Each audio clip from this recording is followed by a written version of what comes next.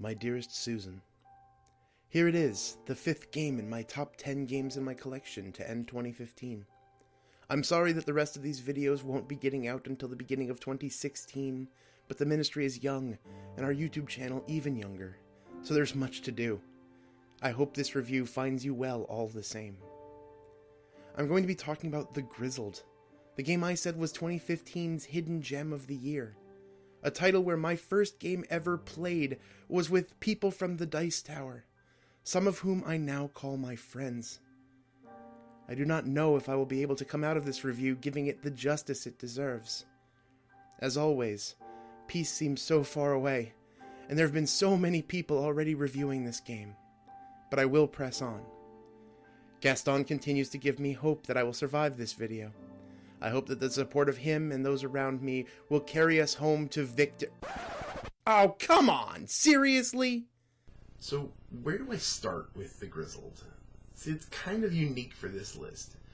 See, it's not the only Gen Con release that has already made it to my top 10. There's a couple of them, and you're going to hear about them later. But, as opposed to some of those other ones that do either something really unique that I haven't seen before, or just do what they do so pretty with amazing miniatures and cool board and cool artwork and cool theme. This one is, this is the box. There's not a lot here visually, but this tiny little box does something that so few games that I've experienced this year do, at least to the magnitude that The Grizzled does. See, a lot of games will focus on just having a really fun mechanic, and theme is just kind of plastered on there, and it doesn't really matter.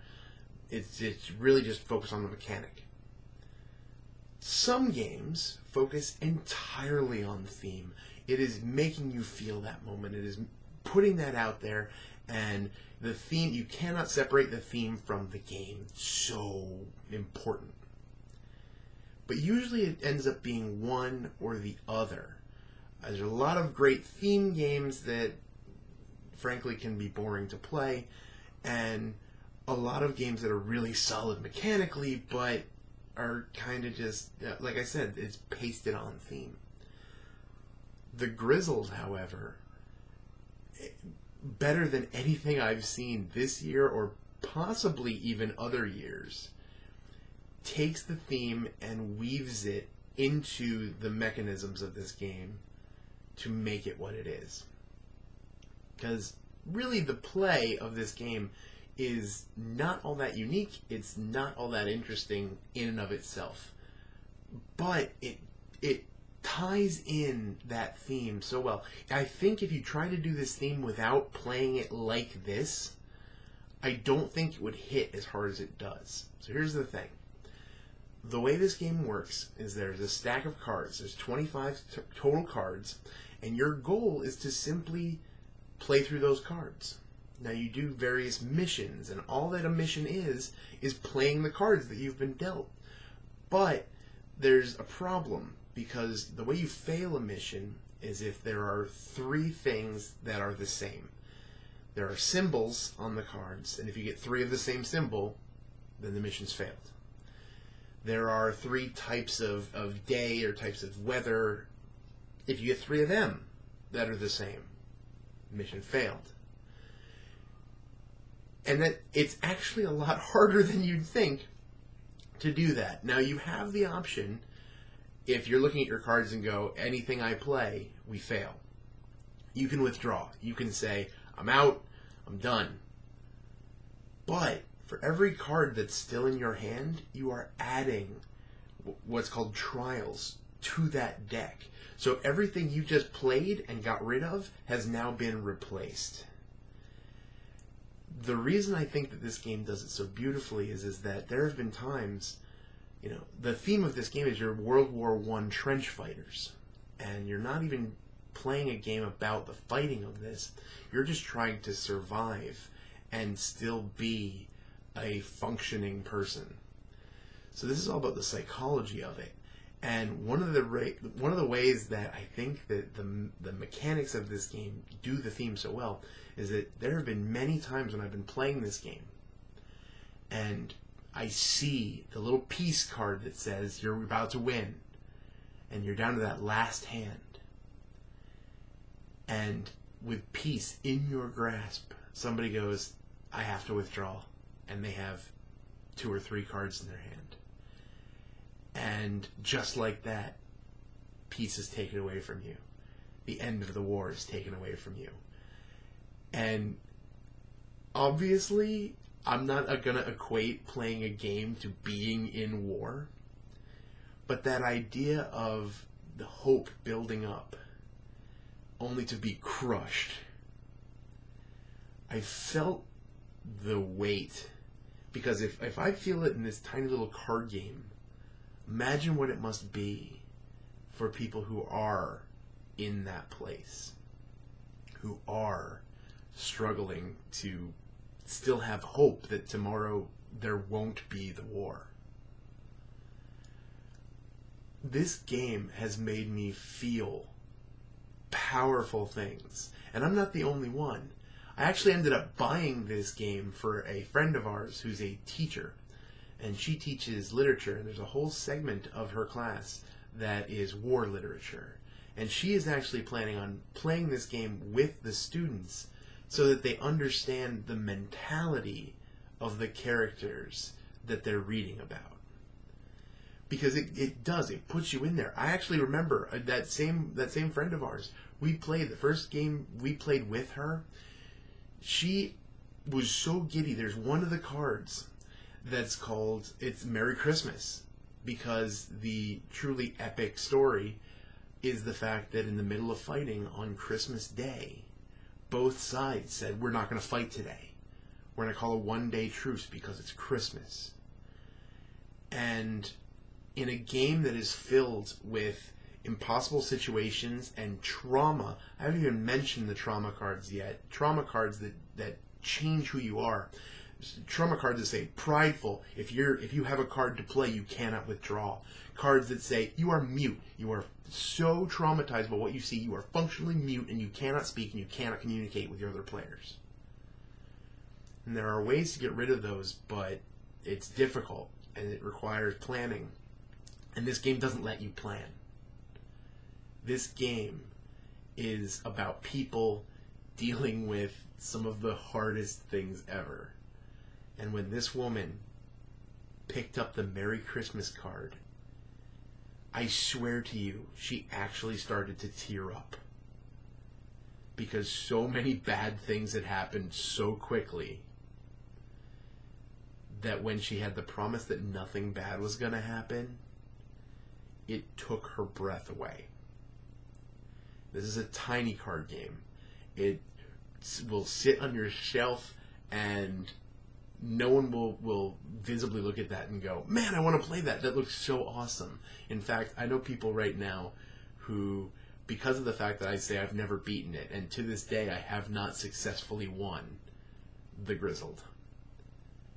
I know people who basically call this like a painful, awful experience because it makes you feel all that trauma, it makes you feel all that weight, and it rips victory from you. But for me, that's the kind of stuff that gets me excited. I love the story. I love getting into that moment of realizing that these people suffered something ridiculous, and it wasn't even just the physical danger, but there was so much more, and there is so much more for soldiers even fighting today, that sometimes you really do just have to lean on your buddies. There's a mechanic in this game that says that when you withdraw, you can support your friends. And at the end of every mission, if you were successful, the bonus is bigger. If you fail, it's smaller. But whoever gets the most support can do things like remove a trauma card. And that could literally mean the difference between surviving and not. And I love that. I love the fact that the key to victory is supporting each other and building each other up and making sure that you're okay. I love this game. this game is small. I did not see it coming, but I will always try to play this with people, and I will always have just that moment of breath after the game is over to say, do you realize what we just did? Because it's worth thinking about. I've been hard-pressed to come up with another game to mention as an honorable mention as part of this review. Mostly because, like I said, I don't know of many games right now that are doing what the Grizzled did, at least not to the extent of what the Grizzled did, as far as weaving theme and mechanism together so tightly that it would be missing something if you took away one or the other. So the one thing that I'm going to say, it's a bit of a stretch, but I'm going to give my honorable mention this time to Mysterium. If you've never played Mysterium, the overall aspect of the game is that there was a murder. Now, a bunch of people have been called in to try and figure out what's going on, but one of the players plays as the victim. So it's basically the victim's ghost. And because you're a ghost, you can't directly communicate with the other players. You're actually giving them dreams and visions to try and communicate to them in some vague kind of way what happened and who did it. The way you do that is by basically handing them a card with a picture on it. But these pictures, it's not like you can say, you know, here, it's not like Clue, where it's like, here's a picture of the knife because somebody killed me with the knife. Here's a picture of the conservatory because somebody killed me in the conservatory. You know, you can't do that. It's more vague. It's more, I hope they notice this one aspect of this card, and maybe then they'll understand. The reason I tie this to kind of what the Grizzled does is because of the fact that I like that miscommunication, that we don't have the physical ability to talk to one another. Now granted, all the living players can talk to each other, but you don't have that aspect of, I'm going to directly communicate with the player who's playing the ghost.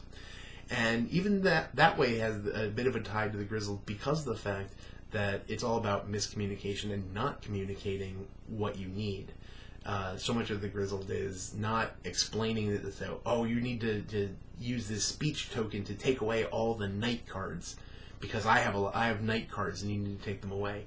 You don't get to make those plans in the Grizzled. The game basically says, deal with it, because you're a bunch of guys in the trench that don't want to talk about it, don't want to talk about how much you need each other. Mysterium also, you're talking to a ghost. That doesn't happen. So you're trying to work around this weird inability to communicate while still trying to get the message across. So that's why I think it deserves the honorable mention. Alright folks, that's it for number 5. Number 4 should be arriving shortly. I'm going to tell you that I'm just going to prep you right now. Expect me to spend a lot of time trying to pronounce the designer's name. Ignacy Trevich.